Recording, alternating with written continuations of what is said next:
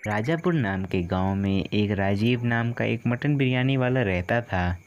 पहले राजीव अपने घर से दूर रहकर पैसे कमाकर अपनी दादी को भेजता था और अपने घर का खर्चा चलाता था। लेकिन कुछ समय बाद उसकी दादी की तबीयत खराब होने लगती है। तब वो शहर से गांव आ गया और गांव में उसे जब कोई नौकरी नहीं मिली तो उसने गांव में अपना एक बिरयानी का ठेला डाल दिया।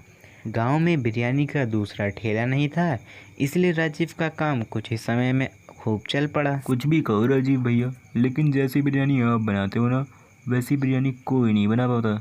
आपके हाथ में तो अलग ही जादू है। अरे जादू तो होगा ही भैया, ये बिरयानी बनाना मैंने अपने दादाजी से सीखा है और आप तो जानते ही हो मेरे दादाजी जैसी बिरयानी कोई बना ही नहीं पाया।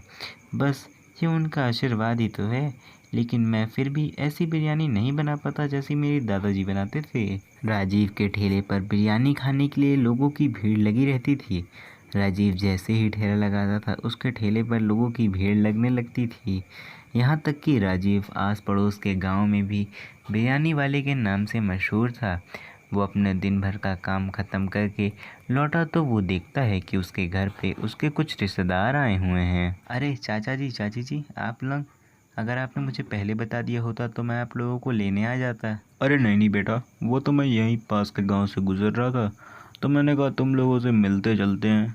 वैसे तुम लोग बिल्कुल भी नहीं बदले, अब भी इस छोटे से घर में रहते हो। तुम तो कहते हो तुम्हारा काम काफ़ी अच्छा चल रहा है, लेकिन फिर इस तरह गरीबी में रहते हो। राजीव, ये तुम कैसी बातें कर रही हो? वैसे भी हमारे घर में सब कुछ ठीक चल रहा है।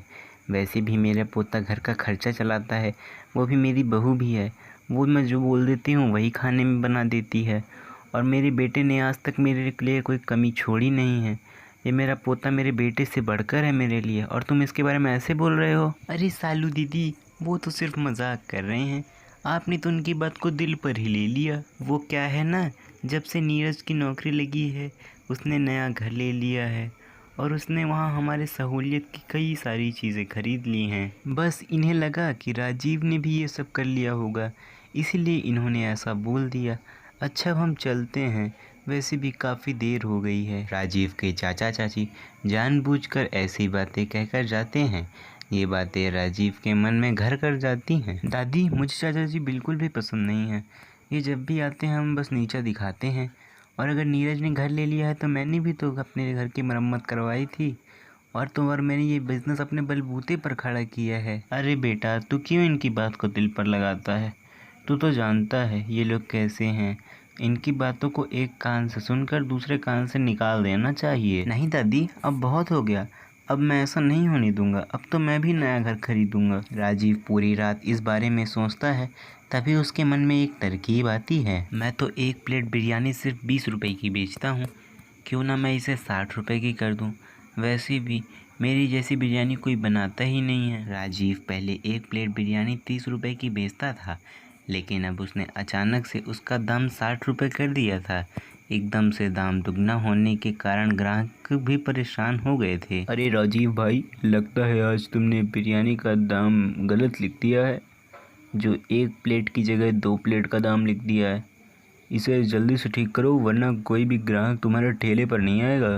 अरे नहीं नहीं भैया, वो 2 प्लेट का नहीं, 1 प्लेट का ही दाम है। वो क्या है ना, आजकल बाज़ार में मटन महंगा हो गया है, इसलिए मुझे दाम बढ़ाना पड़ गया। लेकिन भैया, बाज़ार में तो और लोग भी मटन का इस्तेमाल करके सामान बेचते हैं, उन्होंने तो रेट नहीं बढ़ाए, सिर्फ अकेले तुमने ही दाम बढ़ा दिए हैं।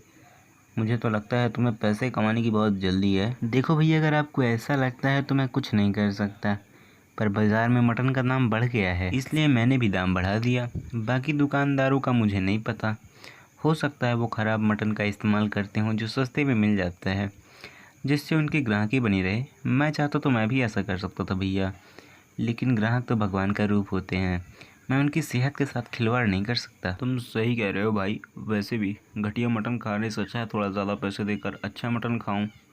तुम चाहते तो तुम भी हमारी सेहत के साथ खिलवाड़ कर सकते थे, पर तुमने हमारे बारे में सोचा। शुक्र है भैया, कम से कम आपको मेरी बात समझ में तो आई, वरना लोगों को ये सब समझाना बहुत मुश्किल हो जाता है। अब पूरे गांव में ये बात आग की तरह फैल जाती है कि राजीव बिरयानी बनाने के लिए अच्छे मटन का इस्तेमाल करता है और बाकी दुकानदार ख़राब चिकन मटन का इस्तेमाल करके उनकी सेहत से खिलवाड़ करते हैं ताकि उनकी ग्राहकी पर कोई असर ना पड़े। इस तरह से आए दिन राजीव की कमाई बढ़ने लग जाती है। बेटा राजीव, तेरी कमाई पहले तो इतनी नहीं होती थी, फिर अचानक से तेरी कमाई इतनी कैसे बढ़ गई बेटा?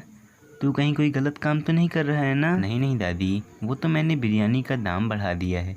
कई सालों से इतना ही दाम था तो मुनाफा भी कम हो रहा था, इसलिए मैंने थोड़ा दाम बढ़ा दिया है। पर बेटा एक बात का हमेशा ध्यान रखना, लालच कभी मत करना, लालच से बने बनाए काम भी बिगड़ जाते हैं। अरे नहीं दादी, आप चिंता मत करिए, ऐसा कुछ भी नहीं होगा। अगले दिन राजीव सोचता है, भले ही मेरा मुनाफा बढ़ गया है लेकिन इतने पैसों में मैं 1 साल में भी घर नहीं बना पाऊँगा। मुझे कुछ भी करके अपना मुनाफा ज़्यादा बढ़ाना होगा, जिससे कम से कम 5-6 महीने में तो मैं घर बनवा ही लूँ। ये सोचते सोचते राजीव के मन में एक ख्याल आता है, अगर मैं भी बाज़ार से बासी और ख़राब मटन मिलाकर बेचूँ तो मेरा मुनाफा तो बढ़ ही जाएगा और गांव वालों को क्या ही पता चलेगा। उन्हें पहले से ही मुझ पर इतना भरोसा है, उनको तो मुझ पर शक भी नहीं होगा। कहाँ राजीव पहले ईमानदारी से काम करता था और अब वो बाज़ार से ख़राब मटन बिरयानी में मिलाकर बेचने लगता है। वो उसमें ज़्यादा मसाले डाल देता था जिससे किसी को भी बिरयानी के स्वाद में फ़र्क नहीं समझ आता था और राजीव तो लोगों को भड़काता था कि और लोग ख़राब मटन इस्तेमाल करते हैं, जिसकी वजह से उनका काम भी बंद हो जाता है। पता नहीं क्या हो गया है रमेश, पहले हमारे ठेले पर कस्टमर की भीड़ लगी रहती थी पर आजकल तो एक भी कस्टमर नहीं आता है। हमारा धंधा चौपट हो गया, अगर ऐसे ही चलता रहा तो मुझे दुकान बेचनी पड़ जाएगी। सच कहा भैया, पहले मेरे हाथों का चिकन रोल तो पूरे गांव में मशहूर था लेकिन अब तो अपना एक रोल भी नहीं बिकता। पता नहीं क्या हो गया है भैया। जब वो ऐसी बातें कर ही रहे थे तभी एक आदमी उनकी बातें सुनकर बोलता है, अरे तुम लोगों का काम बंद नहीं होगा तो क्या होगा, तुम लोग तो अपने खाने में ख़राब चिकन का इस्तेमाल करते हो। अरे नहीं नहीं भैया, मैंने तो हमेशा अच्छा और ताज़ा चिकन का इस्तेमाल किया है, आखिर ये सब तुमसे किसने कहा? अरे वो तो भला हो राजीव भैया का, उन्होंने हमें सब कुछ सही से बता दिया, वरना हम तो तुम्हारे यहाँ का ख़राब चिकन मटन खाकर बीमार ही हो चुके होते। ये सब कहकर वो आदमी वहाँ से चला जाता है लेकिन उन्हें समझ में आ जाता है आखिर इतने समय से उनका काम क्यों नहीं चल रहा था। अच्छा तो ये सब राजीव का किया धरा है, अब उसकी असलियत सबके सामने लानी ही होगी। अगले दिन राजीव जब बाज़ार में सस्ता चिकन खरीदने जाता है तो वो लोग चुपके से उसकी वीडियो बना लेते हैं। जब ये बात सबको पता चलती है तो वो लोग राजीव की खूब पिटाई करते हैं। राजीव किसी तरह से वहाँ से भागता है। आखिर आज राजीव के लालच के कारण उसका सब कुछ छिन गया, उसकी इज्जत भी मिट्टी में मिल गई और अंत में राजीव के लालच के कारण उसके हाथ कुछ भी नहीं आता।